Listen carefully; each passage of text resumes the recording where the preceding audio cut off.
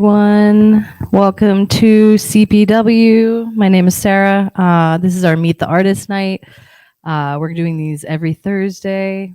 It's a great way to meet your community, learn about new photographers that you may or may not know, and take a deeper dive into the work that people are making. And welcome to our new space. I don't know if a lot of you have been here since we've been in Kingston.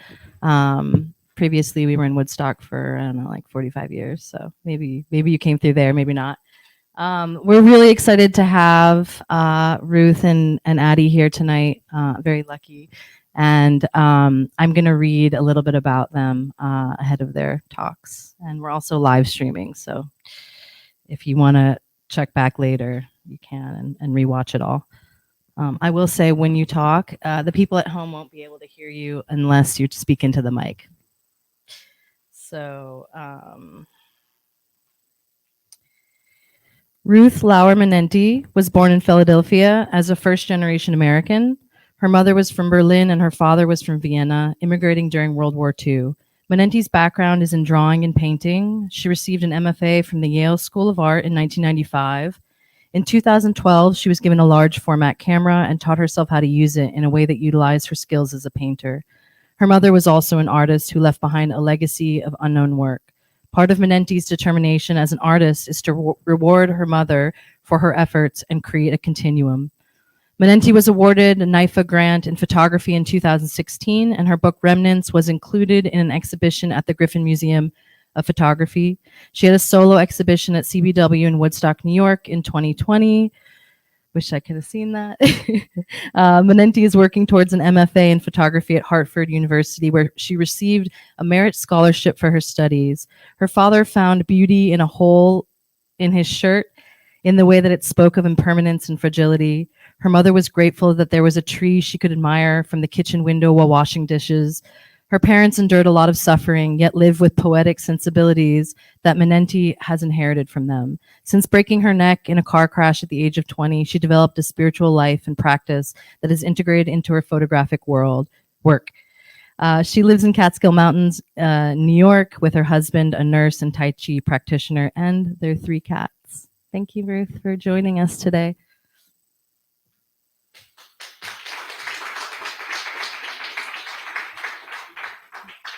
Thank you so much for coming, everybody, especially when the weather's, raining and everything.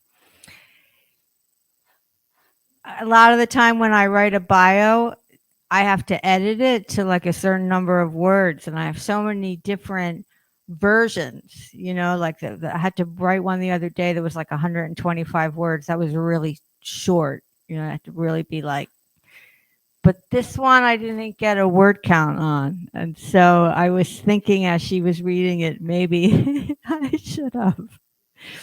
Anyway, I'm Ruth Lauer Manenti, and I'm so happy to be here. And thank you, Addie, for thinking of me when being asked who you would like to share this evening with.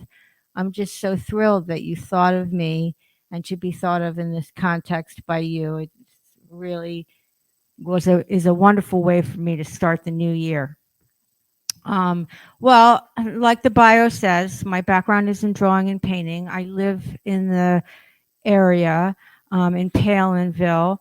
And I'm going to show one body of work and one new, a group of pictures that are new. So the body of work that I'm going to show that I feel is pretty complete, I probably can speak more, I don't know if accurately is the right word, but I've had time to think about what that work is about and how to explain it. And then the new work, the later work, I've just made, so it'll be harder to speak about it, but I'll try. So anyway, this body of work, I guess I'll just start. I took a wonderful course with Jenny Fridlian. I was thinking, oh, that should be on my bio, But anyway, and so I made that, and that had to do with a book, making a book, and that had to do with how pictures would speak to each other. So not necessarily like just a picture by itself, but how putting that picture in the context of other pictures could then have more meaning to it, or more pathos to it. And so this work came out of that class, and I had a lot of help and a lot of guidance in terms of the order of the pictures and thinking about what the pictures were about. So my mom, she passed away in 2017, and the work, I felt like it took courage for me to make this work, and I feel like my mom was just saying, because you'll see, like, I should move. This was a picture of my mom. So because I didn't have a lot of pictures of my mom, because she wasn't excited about me taking her picture. And then, so after she died and I realized, oh, I have such a limited number of pictures, I started photographing the pictures of the pictures. So then I was kind of like, oh, this could almost go on infinitely. But anyway, this was a picture of my mom. And the project, I changed its name to I Imagined It Empty for the moment. I imagined it empty because I think it's nice, like even this building, if you were to imagine it empty, there's something about potential and sparseness and clarity in things that are empty. So this is, so as I was saying, it just took a bit of courage for me because the pictures are they're very straightforward. It's like the bed, the bowl, the towel, you'll see. And I know that there are many things going on in the world that are very, very concerning. And I see how a lot of artists deal with that kind of concerning subject matter. And I think that that's very wonderful to, raise awareness through your art.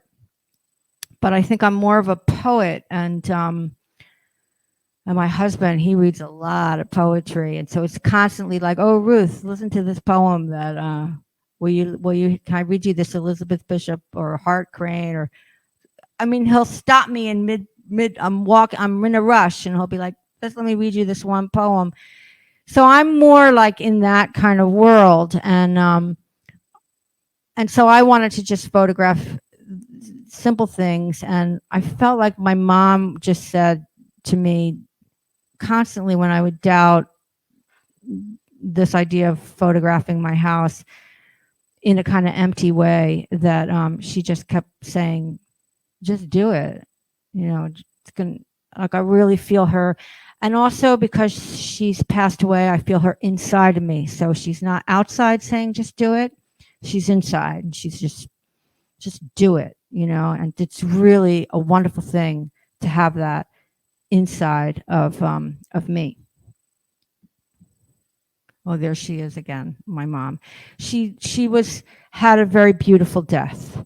So she never let me photograph her. And then in the last week of her life, I was kind of desperate to photograph her, and she said, okay. And then she said, and I promised her that if she wasn't beautiful, I wouldn't photograph her. And she was just more and more beautiful all the way through her process. This is an old table and a beautiful tapestry from India. It's that wood block kind of printing that they do with wood block. It's a very old kind of hand technique. And the table and the chair, simple things, but I don't know, they really speak to me. And this house that we bought, that I write about in my statement, we bought this house that when we said we were going to buy it, the owner of the house said, I said, okay, I flipped out over the house, and I really this was the house that I wanted. And he said, no, I'm not going to sell it to you. I'm going to sell it to whoever will give me the most money. I thought, oh my God, That's terrible, you know. And so he said, yeah, it was February. I leave it until March on the, that's me sweeping, which I love. I sweep all the time, every hour on the hour. But he said, I'm going to give it to whoever gives me the most money. So I thought, oh, that's terrible. And then a couple months went by. He said it was February. He said up until June 15th. Came June 15th, nobody else wanted the house. So we ended up getting that house. Nobody else wanted it, which was shocking to me.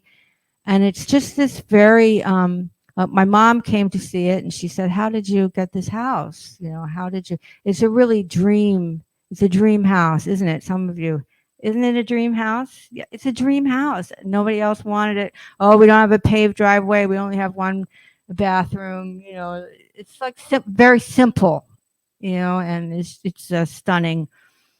And so the house was empty. And when we furnished it, we had this idea. I had the idea, but Robert said it was okay to try to keep the things that were in the house, whatever furniture we bought, kind of the time of the house. It was built in 1940. And so we got a few really nice old things in the house.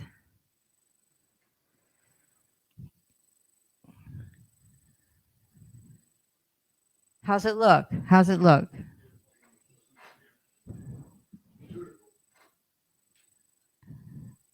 And then it started, you know, I was doing this work during COVID, and so I was by myself a lot, you know. So I started to, every time I would think to have somebody come, it would never work. So I ended up using myself a lot as a model, and now I'm kind of like I'm kind of using myself a lot as a model. I have mixed feelings about it, so I thought I could get some feedback or if there's any ideas about that. Not in this project, but in the next project. The sea, I love the sea, and the sea was just something that I felt like the project was starting to get too like inside the house, you know, and like the microcosm of the little corner where I live. So I felt like, can I actually go backwards? Let's see. Oh, wow. And so I felt that I had this idea that if I could get the sea in there, then, which also had a horizon line. I'm always drawn to horizon lines, like where the table meets the wall. So the sea, of course, has a horizon line, but with the horizon line of the sea, you can't see, it goes into infinite, whereas the table meets the wall pretty quickly. So I thought, oh, that would be, in terms of the book and things speaking to each other and things feeling too microcosmic, and to have it be more macrocosmic, which is part of my, in a way, like, or poetic, you know, stance in life, you know, that. So I actually drove, so I'm a little bit afraid to drive. I drove by myself up to the sea, and I rented a little hotel, and I stayed in there for a week, and I had fabulous overcast, windy weather every single day. It was such a gift. I couldn't believe it, you know.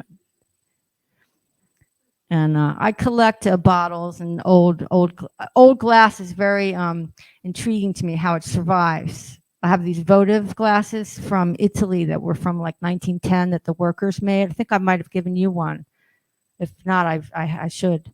But anyway, I'm always, you know them, Emily, all those votive glasses that I have. They're so beautiful. The workers made them on their, because they could, there's maybe one, although I don't think that's the votive glass, but you'll see. Anyway, it's straightforward, you know, like pears were probably in season, and mushrooms, we had a lot of rain in the summertime. Not last summer, but the summer before, we had so much rain, and so we had so many mushrooms all over the lawn.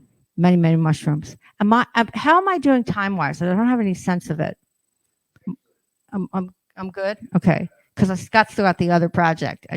But I don't want to end and have like half an hour left. You know, I really should have like a time. Yeah, then this is broken, but I had the broken piece, I think. So there's the votive glass. See? Oh, no, that's not the votive glass. No. That's a wine glass. That's my mom. There she was suffering, she was suffering, but she was so beautiful, my mom. And even like she would be like this, but then she would come up out of it, like the nurse would come in and my mom would want to, thank her, like something like that. My mom would want to thank her or tell her that, like with Sarah, when Sarah would come in, the lady who was in charge, tell her how good she was. My mom, she would rise to the occasion. She'll like praise somebody, and then there was this money that she was supposed to get, and like she would come right out of it, and she'd be like, Ruth, did you sign those papers? And then she'd go back into like her, it was neat. One foot in one world and one foot like in the other world, but both very strong. She could still make sure, she wanted to make sure all those papers were signed, but she was definitely also somewhere else. That's again another table. That's the same table, but I've got two different tapestries. I like these old pieces of fabric very much. I spent a lot of time in India, and fabric is like a big part of their, like all the saris and towels. It's a big part of their culture, fabric. That's a hat. It buttons and then it goes around your head. And I had washed it and I unbuttoned it to dry, and I just thought it looked really interesting. That's a piece of paper. I was thinking in terms of like the passage of time. So I have one where like the bread is rising, I'm there. Then I have one where I'm not there. Then I have one where I'm sweeping with the broom. Then this is maybe like a little later, I'm picking up the dust. Just like a very simple way to show that like, life is going by. That's the Indian towel.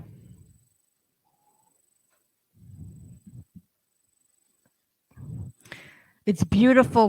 That the window is right across from the mirror. Things like that. And the fixtures of it's not fancy, but it's really It's really graceful. The house. It's having that window right across from the mirror every day, going into the bathroom. I love that. Oh, what did I do? Oh, wait a minute. I know what. I got it, Sarah. Thank you. Again, that's the tub. Originally, I had the two tubs back to back, but I switched them around now, so they're not back to back. Well, it's 5 pieces of paper. I love paper. It's a bit like glass, like it's not fragile in the way that glass breaks, but if you dent it, it has a memory to it. It will be very hard to get that dent out.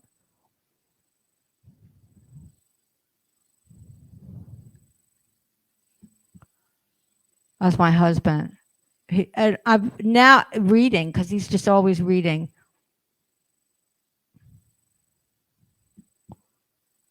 That's the house. The door has a Dutch door, so you can actually open the top part and not open the bottom part, which I love. But I had a picture of that too, but actually this one looked better. That's a house. That's a picture of the house. Trying to kind of, first of all, it just didn't look good any other way, but also I liked the way it related to the picture of my mom in the very beginning. It's kind of like bookends of this idea of like a sequencing. And that's my mom. That was actually after she passed, and I had gotten permission from my mom to do that. And then the nurses were all like, they thought it was weird and they wanted to like cover her up and take her away. And I thought that was weird. I was like, let me just spend some time with my mom. I'll let you. So anyway, that was my mom. So I think what I would like to do, if it's okay with you, and if Sarah thinks I have enough time, go back to the beginning and just show it once more without talking. That sound good? And the only way I can do that is to go back each one by one. Okay, so in a way, I feel like telling you to like close your eyes while I go back one by one. it's not so bad backwards, but okay. All right. So I'll just do it and without speaking, and you can just have a look at it. And, I hope you like it and can take it in a kind of warm way.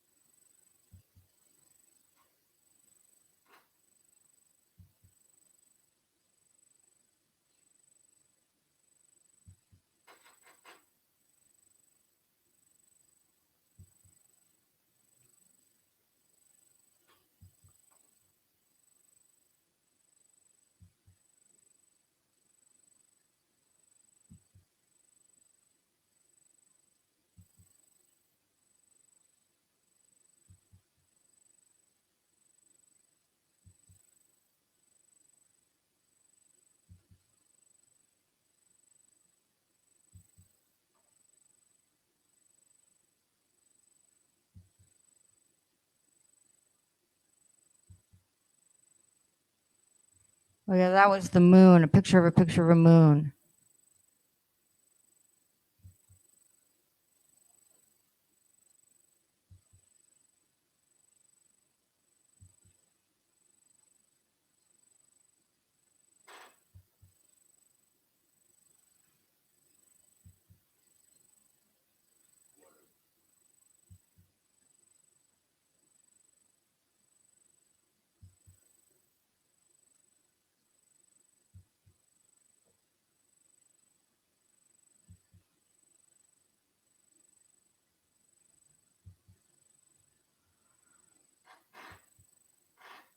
Some of them really don't look so good, so big. They're kind of meant to be smaller.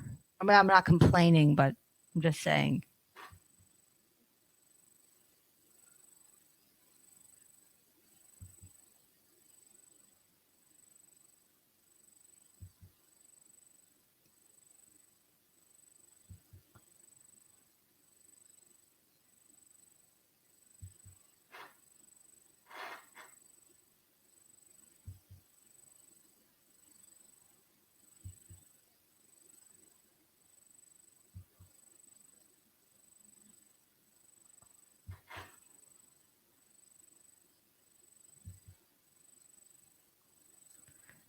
So I think I've more or less said everything what's on that. So how much time do I have left? I'm 15. Okay, so starting now, or maybe I go quickly through this. Okay, so so now I'm going to just show some new work, and somehow I just felt like with the new work, I always feel like my work is a little bit ahead of me. I like this feeling very much. I'm very grateful that I have that feeling. So I'm just trying to kind of like follow it. Whereas when I was younger, I was ahead of it, trying to get it to catch up with me. So it's like a reverse, a little bit of a reverse dynamic. When I was ahead of it, I knew what it was about. I knew what I wanted to do. I had big Stations of the Cross. I had big ideas, biblical, and so on and so forth. But now that I feel like it's a little bit ahead of me, not in a haughty way. I don't want that to sound haughty. I'm just telling you how I feel that it is. It's more intuitive, which I know there's a word that Robert hates, Lyons. He hates it when you say something is just intuitive. He wants to know more what it means. But in any case, it's like a little bit ahead of me, and this is all new. This is new work, stuff I've done since August. So I'm not quite sure where it is, but it's, to me, I'm kind of I'm excited, and somehow I felt like I would introduce the work with my dad. So my dad, he was a scientist. He suffered a lot. He was a refugee from Nazi Europe. He was a workaholic. He was a beautiful man. He hated being photographed, and he was very volatile, as my husband can vouch for. but gentle too. Like he could swing either way. You never knew. You never knew if he was going to crack a smile or not. So somehow I just thought a good segue would be my beautiful dad.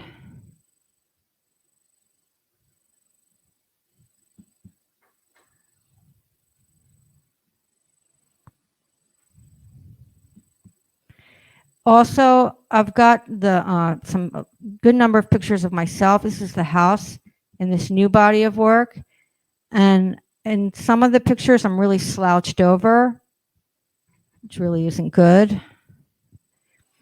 But I feel like I get that from my dad. This is a beautiful dresser that we have. It's my studio. Again, I like things kind of empty, and I'm interested in horizon lines and light and things that just kind of survive. And the difference between how something might look if it's hanging up or if you're holding it or if it's on a table.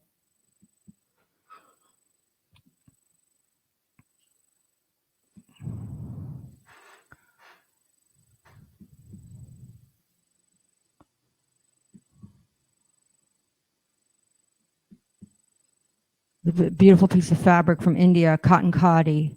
That was the fabric that Mahatma Gandhi, he revitalized that with the Satyagraha movement, where the Indian people started making their own cloth again instead of the industrial cloth, hand spun cloth. Maybe you've seen that very famous picture by Margaret Bourke-White of Mahatma Gandhi at the spinning wheel. That's that beautiful fabric.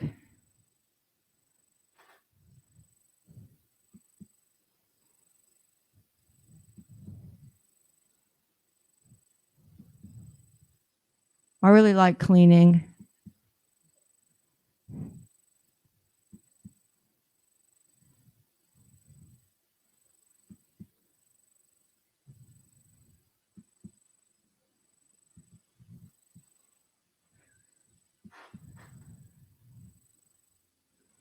I like, I like with this lamp, kind of just like moving it around a lot. When I was a kid and I would want something to play, my mom would like give me a pair of socks and say, go play. And I'd complain like the other kids have toys. And she'd say, well, you're not the other kids. And we grew up during the war. And, she had a whole long thing to say about that. But now I feel like, oh, she would really approve if she could see me with this lamp. So that's all of that. So that's new work, and you can see that I've still got some of the same ideas as before, but I think I got some new ideas in there, and so yeah. Shall I take a couple questions?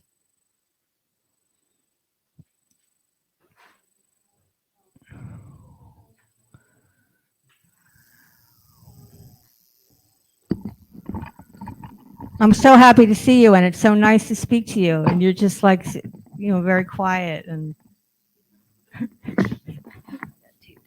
Hi. So if anyone has any questions for Ruth, fortunately, you're going to have to get up and put you up to the mic. When you said art, painting art, was it bring paintwork or that and make the picture itself, or you took the picture and broke it down into conversation with the art picture and art? the pictures of the paper. Yeah, because as you said you had to with artists, like as an artist with paint, right? Yes. Yeah. And that's how all this came. That's how you followed through. That was like a lead. Yeah, I would say so. I mean, not to answer. No, please. But I would say that the photographs resemble a lot of painterly and illustrative drawing technique.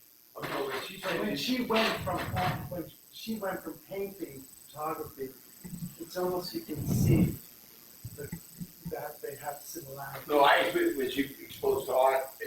I don't know if she's artist right now. Oh yeah, I was exposed to art. Yeah, we were supposed to, did you study that was painting or with these photographs? Yeah. No, I took the photograph. I taped it on the wall, and then I photographed the photograph. And then I was like, wow, and then I hung up paper and I photographed the paper and Yeah, because I started out with stick work, and then I like just taking pictures too, That's why I asked. yeah. There's something else I was gonna say. It slipped my mind. I only mention this microphone because people at home won't be able to hear the questions unless you speak into the microphone.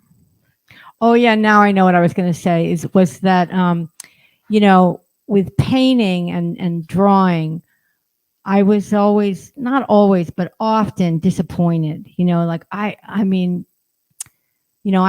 go and I look at paintings often. Oh, wow, and I wanted to make great paintings. I really had that ambition when I was younger, and they weren't great, the paintings that I was making, and after a while, and they damage, you make a painting with such care over so much time, returning to the same painting, and then it's like, it would grows mold in storage or whatever, and then I was given the camera, and I remember those first few pictures. I had some old plates. I thought, oh, I would love to photograph these old plates. And those first few pictures, I was like, wow, these are great. It was beginner's luck a little bit, but I did have some beginner's luck in the beginning, and so that my background in painting and drawing, I'm very happy for, and all the paintings and drawings that I've looked at. I mean, it's really good, wonderful. One would never regret looking at paintings, But my photography is better, I think. It jumped. It was kind of like, oh wow, oh my gosh, it was exciting like that.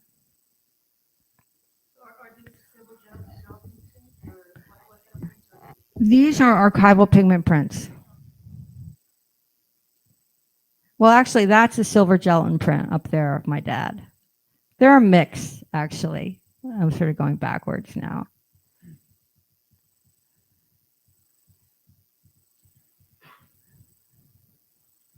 I have a question from Julia Larberg. How do you determine when to re-photograph prints? Does it have to do with the content of the photograph and the emotional distance of the viewer to the content? She's particularly thinking about the first re-photographed photograph of your mother. Yes. Thank you for the question. Yeah, well, with my mom, it really was that, she had passed away, and I asked my mom if I could take her. My mom never wanted me to take her picture. And then when I would start moving things around, that really frustrated her. She'd be like, Ruth, we don't live in a train station. We live in a house and there's things everywhere. And I would always try to get her in a corner where there wasn't stuff. And it would always end up being argumentative, though not as bad as it was with my dad, but nonetheless. So then in the last week of her life, she said, it's fine. Take as many pictures as you want. And a lot of the pictures that I took that last week of her life were really good. Like the ratio, like when we speak about the ratio of how many pictures do you need to take to get a good one? That ratio of how many pictures I took to how many good ones I got was the best I've ever had and probably will have. And I just felt like my mom just was like, I'm going to take care of it, Ruth. Don't worry. Don't worry about exposure. Don't worry about focus. All the things you're not very good at. I'm just going to give it to you. I'm going to give you, and she did, so, but there weren't that many. It was only a week, there weren't that many pictures. So when I realized that I loved these pictures, it took a while. It took a couple years before I could even really look at them. And then for me to realize that they were actually good pictures, there was like a process, till I realized I really had something. But I also realized that I didn't have a lot of them. So the initial instinct to photograph the photograph was that I had a very limited number of these photographs.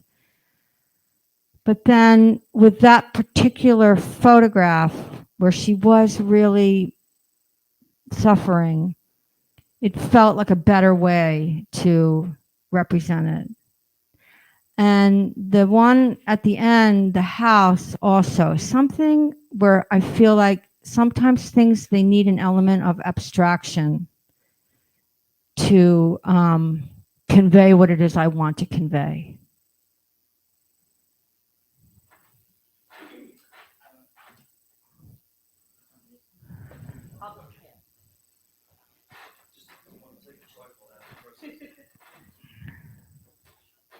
Good evening. Thank you for sharing your work. It's beautiful. I was just wondering, and I'm sorry if I missed it, how do these two works relate? And how have you decided that yet, or is that sort of open question? I mean, they obviously are related. But No, that's a very good question. Yeah, I think they do, and but I think it's too early for me to. I mean, I was surprised that, this is the new work that I'm flipping through, isn't it? I was surprised that I was even going to show the new work, but then Addie said that, listen to me, but Addie did say that, I have this project and it's kind of about my mom and it's done, and, which she's going to talk about momentarily, but I'm also just going to show some new work. And so I thought, okay, great, and so, it's the same house, it's the same thing, it's the same person making the work. The film is different. So the pictures look different because the actual film I'm using is different. And these pictures actually, because the film is not expired, these pictures look pretty good, pretty big, which is very surprising to me, but like I've got this one on my wall, 17 by 22 inches. Jenya. So yeah, I can see what's important to me is at this stage in my life, I sort of feel like I want it to feel like it's my picture, so once in a while I'll make a picture. I think it's a good picture, but it doesn't feel like mine, and I won't accept that at this stage of that I have the privilege of being an artist. I better do something that I feel, of course, everything I love and everything, all my teachers, nothing is really mine, but in some way it has to feel acceptable to me in that way. So I feel that the new work has that, maybe not all of them or as much, but enough that I'm showing it. And so maybe there is going to be the thread. What does that mean? I feel that it's mine,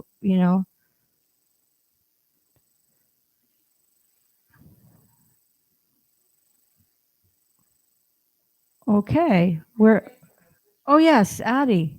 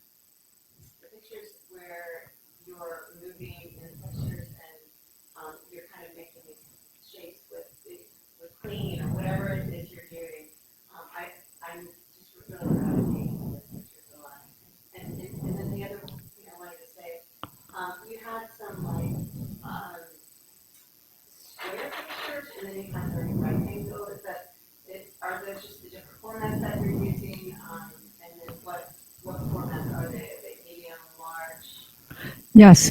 The square pictures were the ones of my dad. And so at that time, I was using, the looking down. I was using that camera. And that was the camera that I had at the time that I was using. And which I now know is called a medium format camera. I didn't know that at the time. And these are mostly large format camera. And but then actually some of them are now at school. They gave me a camera. I'm currently in school, which said in my bio, and they gave me a camera. I mean, not forever, but for a while I'm in school, and that's the that Pentax 6.7 camera, and I like it a lot. And it actually, in terms of what you're saying, it's kind of important because it has instead of the cable release, it has a timer on it, and the timer is not complicated to use at all. It's very, very simple. So I put the time. Maybe you know all this. Oh, so you have it. So, but I mean, for the just to follow through, because it's fun, for me. You hit the cable, the shutter, and then you have 12 seconds to get into your spot. So I'm like, I'll focus on the lamp or something, and then I'll hit the thing, and it starts beep, beep, beep, and then at the very end it goes beep, beep, beep, beep, beep. And you're like getting into your like spot, so it's kind of great for like cleaning,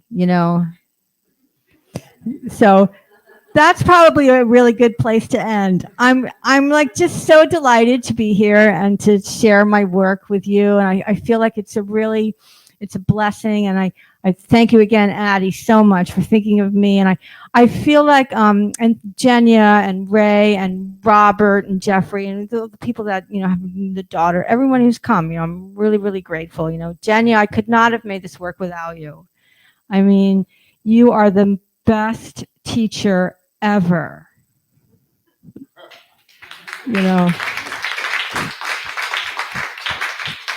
And Robert also, my beautiful husband. I get to live with him. So thank you very much. I wish everyone the very, very best.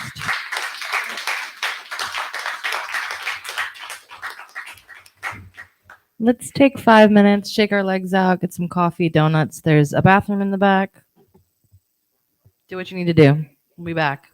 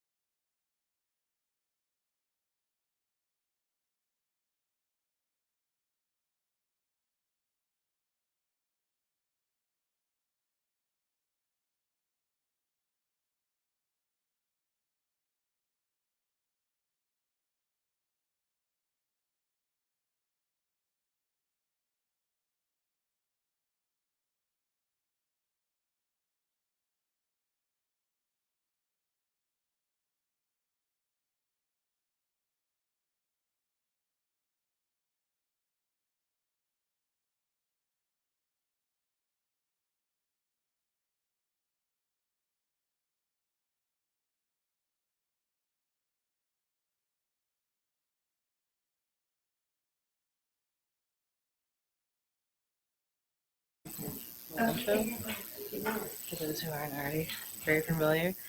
Hello, everyone. We are going to turn our eyes and ears to Adrianna Ault, and I'm going to read a little bit about Adrianna. Addie, if you aren't already familiar, is an American photographer raised in New Orleans, Louisiana. Ault studied photography from a very early age. She lived and worked in New York City for 17 years and has spent her life working in the realm of photography, whether commercial or artistically driven. Ault holds an MFA from the Hartford University International Photography Limited Residency. She works in her studio in the Hudson Valley of New York. In addition to making work for publication, she has taught at colleges and workshops. Ault is working on a book to be published with Void, coming out in early 2023. The work is a visual meditation. Mediation or meditation? Meditation, okay. Meditation on processing the grief surrounding her mother's passing. And can we welcome Addie?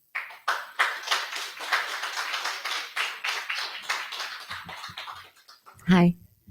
I'm gonna just put my computer here because I actually have my notes on it here.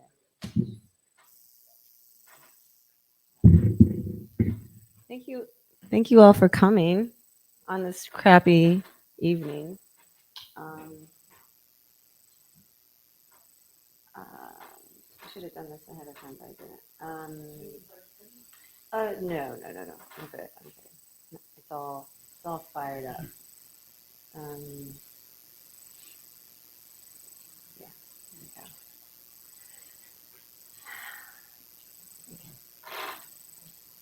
there we go. Am I supposed to? Where's the click? What do I click? The next button.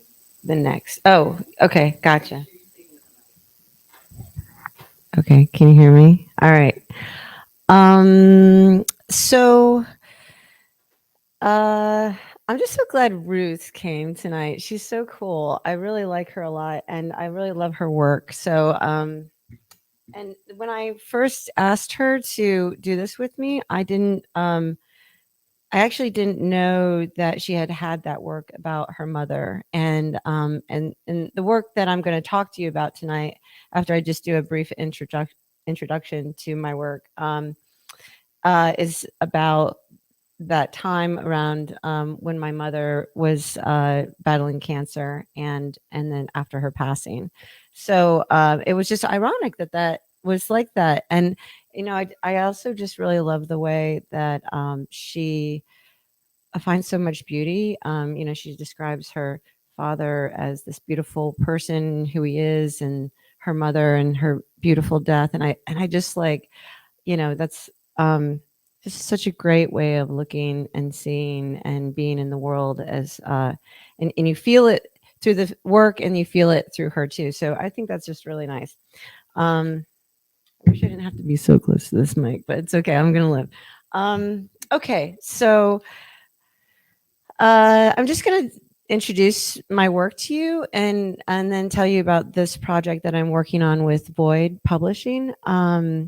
And then I'm going to tell you some things I'm moving on to from there, because I've learned through practice to always kind of have something going, even if it takes a really long time, which this particular project, depending on what your concept of time is, takes a while to develop.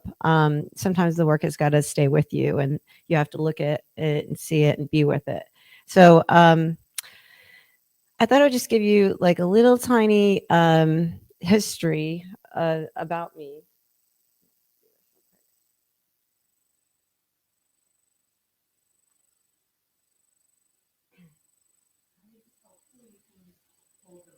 Oh, yeah, that'd be easier. I'm just like going back and forth. Cool. So I started in photography when I was just a kid, and by the time I was in high school, I was even more interested, and I got really interested in processing my own film. And when I was a freshman, my photography teacher really encouraged me. For one, he gave me responsibility to the darkroom, which I was in charge of, and at that time I was having a lot of problems at home. So this was like the perfect time to make me responsible for something. But I really fell in love with the dark room. I learned about film, and it's like everyone says, it's so magical. So Mr. T was my high school teacher. I'm not going to talk about that, but just the having, I think that's where my commitment to this way of seeing, the way of looking, the way of making became really apparent, that that was important to me, and I loved doing it. And as much as I wanted to run away, it kept drawing me back in. So this is just really young stuff. I don't know why I brought it so silly, but I grew up in New Orleans. I was kind of a street kid, I guess you could say. I got into a lot of trouble sometimes. I loved growing up in New Orleans. It was the most wonderful childhood. I was free, and it was the 80s, and your parents didn't care about you. So there you go. But I also learned how to approach people. This guy, so it was the 80s. So Reagan had thrown out like 1 million people out of mental institutions, and he was one of the many. And I became friends with him. He was a schizophrenic guy, and I would buy him coffee, and I found him really fascinating. And I learned to take pictures of people and ask them, and that was a beautiful thing. And then just living in New Orleans where everyone's dancing is also a beautiful thing. So my influences are Sally Mann. She was probably the first photographer that I met that was a woman that had a creative practice, that wasn't in just trying to make money. And she also used everything around her, and she used she used everything she had to make artwork and have a creative practice. So to me, and also she didn't have to, in those days, you were either going to like have a family or you were going to become an artist. Like there wasn't a lot of like, you can't do both. And she was doing both of those things. My other influence was Wendy Ewald. She lived in the Appalachian Mountains, where I ended up graduating from my undergrad in art. And she was a huge influence to me. I just thought that her practice of looking at other people and teaching kids to make work was a beautiful thing. It was just such an incredible, inspirational thing to me. And then Dion Arbus was doing things in those days that I felt were exceptional, which were taking pictures of people, not because they were beautiful, because they were interesting and they were engaging. And she really went towards the edge of culture there. So I thought that was really amazing. So those are my influences. The first thing I was going to talk to you about is one of the really close and personal project I did in collaboration with Raymond Meeks, who's here, is I did a project around my family farm auction, which was actually in Ohio. My mother raised me in New Orleans, but my grandparents and my father lived in Ohio. So they would, you can see the escape plan there, right? I mean, not that, you would go from one to the other, but, my mom went pretty far from Ohio. Anyway, so we photographed this auction, which was in one day. And it was really difficult for me to navigate through making pictures in a state where everything on this farm was being given away. It was frustrating. Not given away, people were buying it.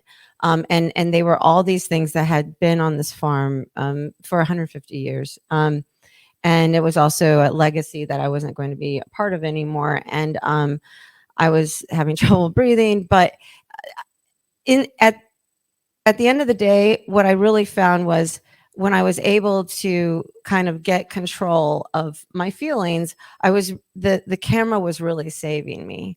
And I really felt like it was easier to be inside the camera than it was to be thinking about what the hell was going on. So and so Ray and I made some of these pictures, and they have a bit of a cathartic feeling in the sense that we didn't know what to do, so we grabbed a bunch of stuff and we started hurling it out into this landscape, which is the land of my family. And I too have like an in loveness with this line and this horizon, but throwing these. I mean, this is an old wheel, and the engagement of this landscape and this tool just felt right. It felt right to have movement and also to not feel so trapped. The throwing of the object feels like I didn't feel as trapped in the situation. And I should just move through some of these kind of quickly because I don't really want to talk about this the whole time, but I just wanted to show you some of the work that I had been doing before I went to Hartford, which is the same school that Ruth is attending now. And there's some other people here. Jenya went there as well. And Hartford was, it was a limited residency program, so it was really great for me to really rediscover how to have an artistic practice. I had moved to New York like 17 years prior, and I had really lost my faith in the art of photography or me making it because, I mean, to be honest, I worked for photographers for a very long time. I was a photo assistant. I was a studio manager. I did production. I did lighting. I did all kinds of stuff for other people. But if you don't practice your own art, you kind of lose it. Your ability to make choices, use your creative energy, like to really think about what the pictures mean to you, and so, I mean, after I worked for a lot of people for a very long time, I really just had to make money, and I ended up photographing catalogs and doing some editorial work here or there. But it was a lot of it was a little bit of an artistic desert, I guess you could say. It felt like, but it wasn't like it had happened to me. I just didn't practice, and if you don't have a practice, you just don't have the ability to pull these things out of nowhere. So you have to find a way in a process. And going back to school helped me with that. I was 45 when I started, so it was difficult to go back at that time. But I loved it too. I got to play a lot. I also had children, and I have my mother had we found out she had cancer right after I had started my MFA at Hartford. So there was a lot of stress in my life, and I couldn't just leave, and go make work. I had to find another way. So I actually took a bunch of those tools that Ray and I had grabbed so many years ago, prior to that, and I just delved into a practice of finding how to make something that I hadn't seen. And so I decided to put these tools underwater, which is kind of the antithesis of the longevity of a tool, because they were already rusty and they're very old. And I photographed them to see them and to see what would happen. And so this was a lot of play, and it was really fun, and it was really exciting for me to make things again, like just to make stuff. It's amazing. It's an amazing feeling. And I really got back into practicing making work. And I loved it. So this is from that time. And okay, so I just want to tell you about now. So that's the stuff, some of the stuff from Hartford. And in the last, and I do want to say that these did go on to be shown in a gallery at Casemore Kirkby. This was from the auction, from the photographs Ray and I took together. And so that really gave me a lot of confidence. And here they are shown. So when I finished school, I needed to pay some loans and make some money. So I started a photo studio in Rhinebeck, New York. And I started just going really slow and not freaking out, just trying to take pictures of people in a way that was mine. And it's like what Ruth said, I wanted to make the pictures look like Addie pictures, not just pictures anymore. You know, I've gotten too old to just keep making stuff, you know, that isn't generated from me, from my own creative practice. So I started this studio, and it's in Rhinebeck, New York, and you all can come by if you want to have a studio there. And so I just thought I'd throw some of these in to let you know. Doing editorials, so much fun. It's just they don't ever pay anything. But I loved this Robin Wall Kimmerer. I don't know if you've ever heard of this author, but she's like, it was a dream. It was a dream to photograph her. So this brings us to the Fertile Crescent. It's actually so the book is being published by Void. And we are in the last stages of our sequencing, which is really a little painstaking, only in the sense of that in making a book of photography, it's not so important to have a literal narration or a linear understanding. It's more important, for, as Ruth said, is for the photographs to speak to each other in a way that communicates a feeling, and books have a way of doing that, where they can build on something, and it doesn't necessarily have to be a linear movement. It can just be, and I'm talking about linear in time. It can just be how the pictures speak to one another. So I've had this work for quite a while, and then I keep going back to photographing it because I too always feel like the work is kind of ahead of me, and I can always do better. I can always do more, but I'm trying to not do that as much. And so I'm just going to go through and show you where I am with the book right now. I didn't put the whole book in here because it's a little bit more, and I just wanted to show you the way that the book is flowing at this point. So that's the first picture.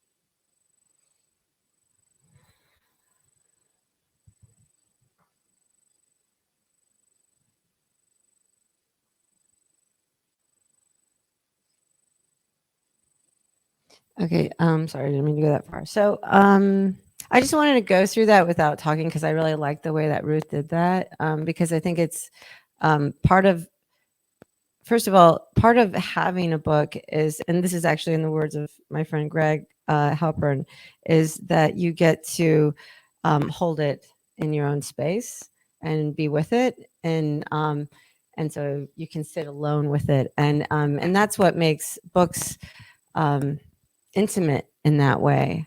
So showing you the book um, on the screen is unlike what you would experience it with in your hand in your own home. Or that's not to say that I don't love putting stuff on a wall. I really love that process too, but it's completely different in terms of how a viewer comes to the photograph. So so anyway, I wanted to just go through that, and now I'm just going to go back and explain a few things about my process in making this work. So when my mother, when we found out she had cancer, it was really devastating. I have to say, my mom is only 21 years older than me, so I have friends that are 20 years older than me that really dear close friends that, yeah, I mean, she felt like practically my age, which is very, very hard. And she also had been helping me raise my daughters as a single mom. So I wish I could say that it was a beautiful death, but it was cancer that was really taking her in a physical way, and it was taking me too, in a very emotional, mental way. The way it is when you lose not only a parent but a friend, and it was really hard.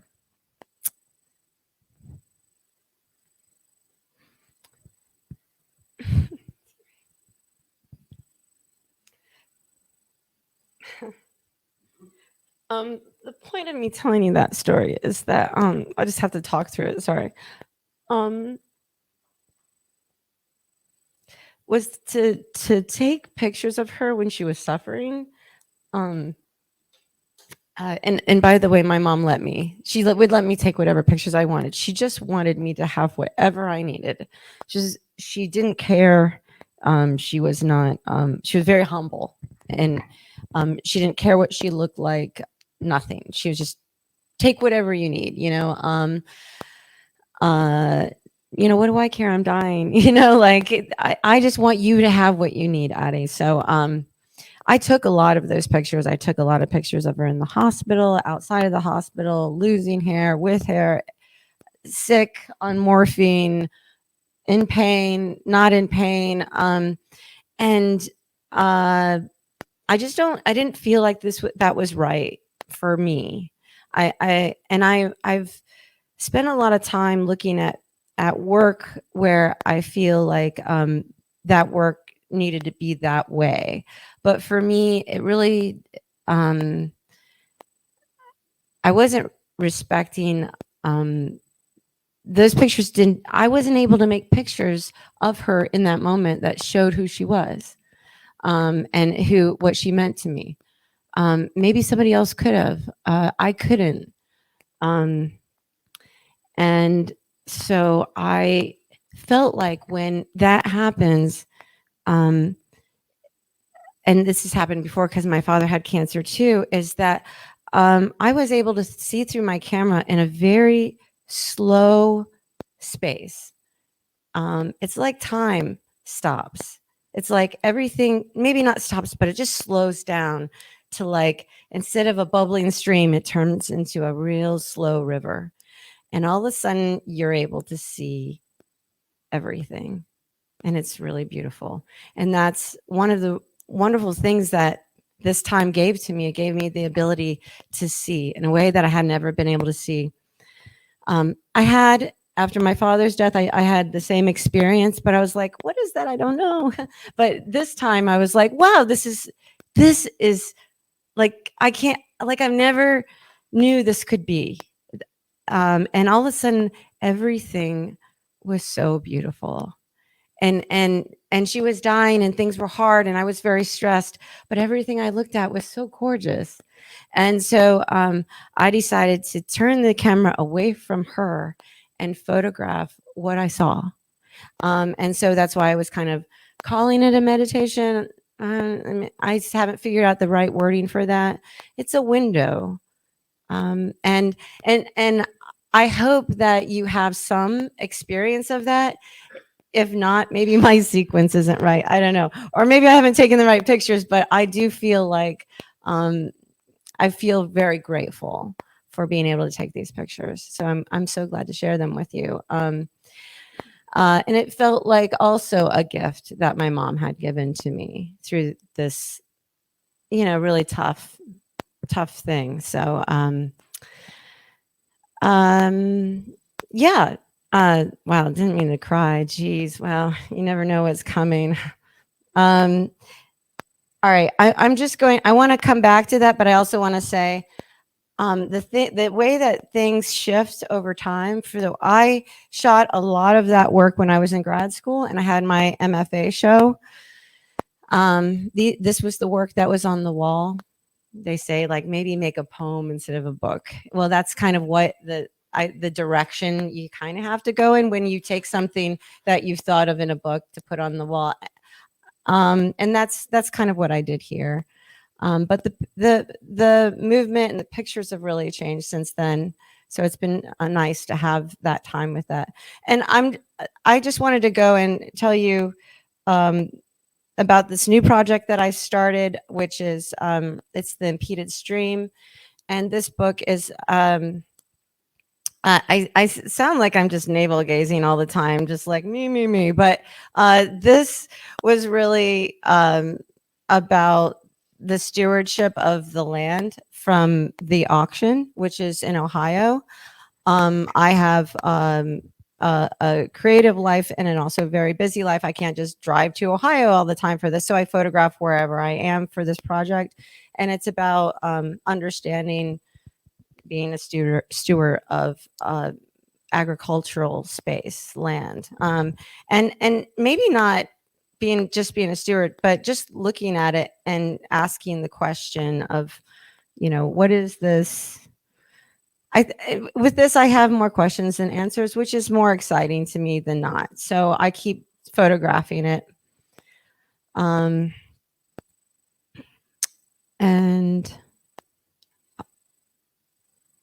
it's nice to be finishing this project about my mom and starting something else, or if not, it's that creative process and practice that gets lost the moment you kind of step off. So this is what I've been working on. This too is already really developed beyond this point, but I just wanted to share it with you and see where it might be going next. And I think that's it. Oh, one last thing. So Raymond Meeks and I have collaborated on several projects. He created this book about I don't know. Well, I'll let him tell you what it's about, but for me, he asked me if I wanted to contribute to the work that he had made in this book, and so I offered him some pictures that I had made when we were photographing together, and then he used this in Geography of Abandonment book. So I just wanted to show. This is his photograph. And then here are my photographs in the book.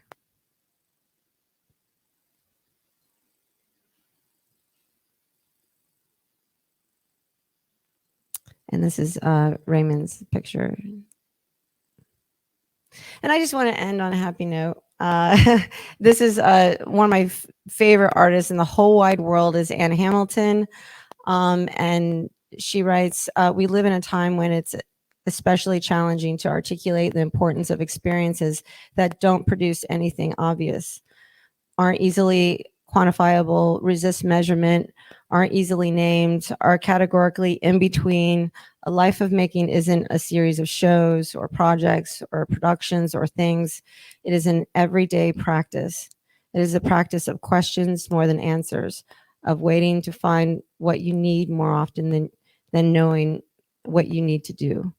Waiting, like listening and meandering, is best when it is active and not a passive state. As you can see, I take a lot from this quote, and I refer to it quite often. So that's it. If y'all have any questions.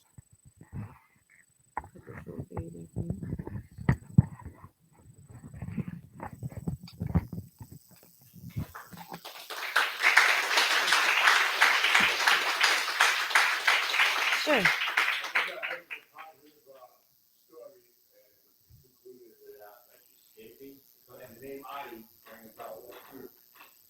Okay, cool.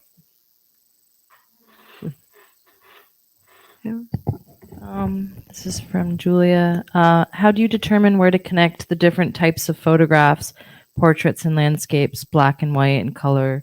Is there visual resonance you can identify between the two and how that facilitates the window you spoke about in Fertile Crescent? Wow, that's a big question. Can you start over? I'm sorry. I'm trying to hold on. Like, go ahead. I'll close my eyes when you ask. Yeah, that's better. Oh, Julia. Okay. How do you determine where to connect the different types of photographs, portraits, and landscapes?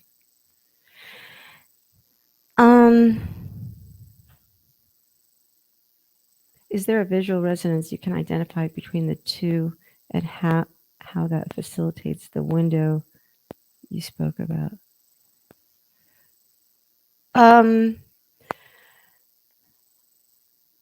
I don't know the answer to that. The only thing but what I do know is that I do try to spend a lot of time with my pictures. It's always those ones that I think are so great in the beginning. You know, I'm just like, oh, I nailed it. And then I put that on the wall, and like a week later, I'm like, what was I thinking? It's horrible. It's just, it's like always the case, but not always. But and I think spending that time with the pictures also,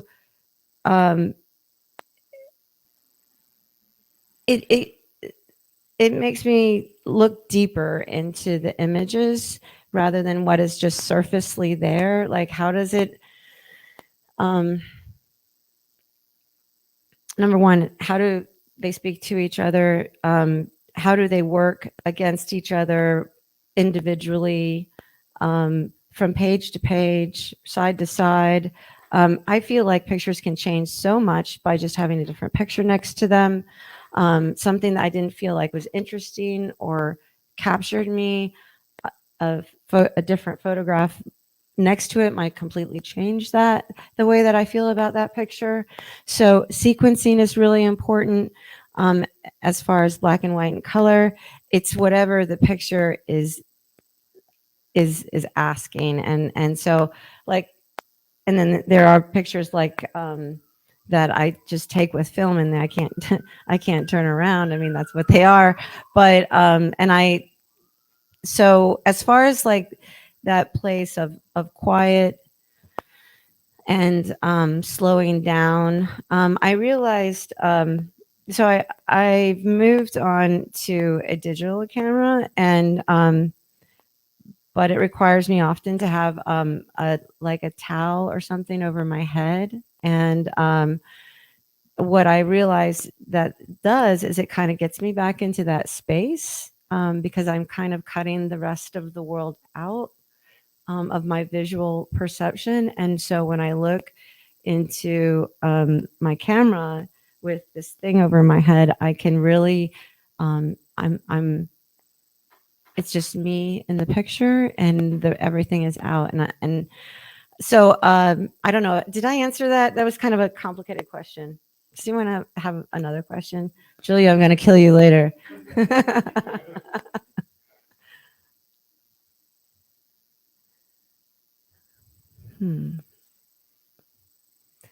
These are my wonderful daughters, by the way. Girls, do you have any questions? You're in a lot of the pictures. No? Sure. Hi. Hi. Um, so I just want maybe you to speak more about this moment in which things turned from a very sorrowful, painful experience to where you said everything seemed to look beautiful Mm. to you. In that, to speak more about that in terms of when you were looking at things now from that standpoint, what were you seeing? Was it clarity? Was it in terms of describing this beauty that you're saying? Well, I have a question for you. Are you the wonderful husband? Yes. Okay, cool. I just wanted to make sure it was you. I think that's a good question to ask myself. So I'm happy to answer it since I don't always ask myself questions. But when I so I've had this experience when other things that feel a little on the traumatic level. I don't know if you have this thing, but when things get like a little on the traumatic side where you are wondering if you're going to be able to handle it, it seems like there's a mental or spiritual space, whatever your words are for that, that come in, and they slow it comes in, it slows things down. And when I said clarity or beauty, it's all of a sudden it's always there. It's always there. But I'm just turned on. My eyes are open. And I don't know if that's because trauma makes the brain shut down into a certain level where you can't handle the outside. It's like putting that cloth over my head gives me the clarity and the space to work now, like I have that. So I'm not sure, but I think that I mean, I can't do a psychoanalysis of myself, although I try quite often. I feel that in the past, when something feels like so overwhelming, the first thing that happens is there's just like a gate that comes down, and then all of a sudden I can see. And because the stuff in the brain stops moving so much. And then and everything that is before you is just before you. And I mean, it's a beautiful state to be in. I mean, I practice yoga. I feel like I can, that helps a little bit, but never quite like this. So that's a good question.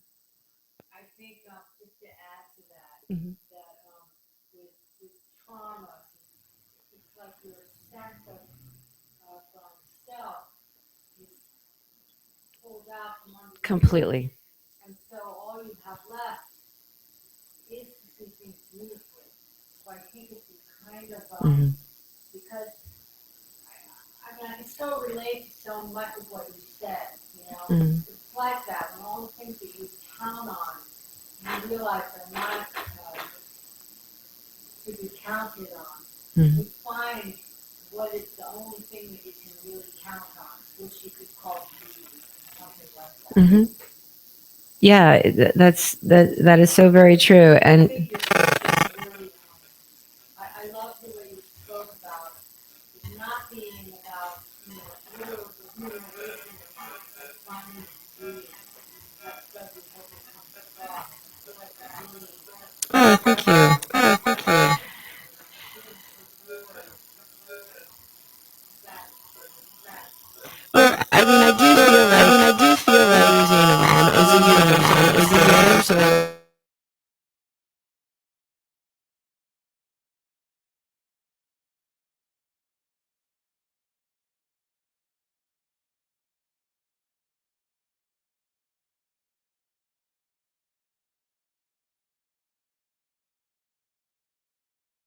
that in some sense, but in another sense, I want this to be something where it feels connected. And so if you are experiencing it in the work, then that's the best. That's the best. Is that it? Any more questions? Thank you all so much for coming. Thank you.